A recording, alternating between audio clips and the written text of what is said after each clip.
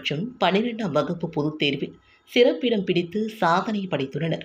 +2 பொதுத் தேர்வில் ஜோலி லோகித் குமார் மாணவன் 457 மதிப்பெண்களும், 10ஆம் வகுப்பு பொதுத் தேர்வில் பவித்ரன் என்னும் மாணவன் 379 மதிப்பெண்களை பெற்று மாணவர்கள் சாதனை படைத்துள்ளனர். வெற்றி பெற்ற மாணவர்களுக்கு சால்வை அணிவித்து இனிப்பு ஊட்டி பாராட்டினர். இப்பள்ளியில் படிப்பில் சராசரி மாணவர்கள் மெதுவாக கற்போர், படிப்பில் நாட்டமில்லாத மாணவர்களின் கல்வியை மேம்படுத்தும் வகையில் தனி கவனம் செலுத்தப்பட்டு வருகிறது.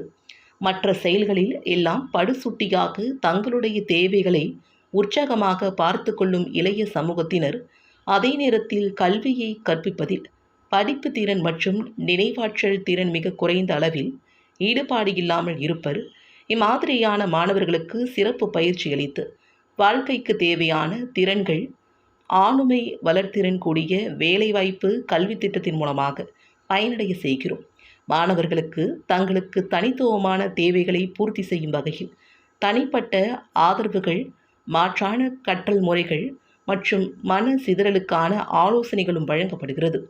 இதன் மூலமாக தங்கள் எதிர்காலத்தை வழிநடத்தி செல்லும் புதிய வாய்ப்புகள் உருவாகும். இவ்வாறாக சிறப்பு மாணவர்களின் பெற்றோர்களும் நம்பிக்கை ஏற்படுத்தி எதிர்காலத்திற்கு வழிவகுக்கிறது என்று புவனா வாசுதேவன் கூறினார். இப்பள்ளி அனைத்து சாரா மாணவர்கள் வாய்ப்புகள் வழங்கும் நோக்கத்துடன் இக்கல்வி செயல்பட்டு வருகிறது.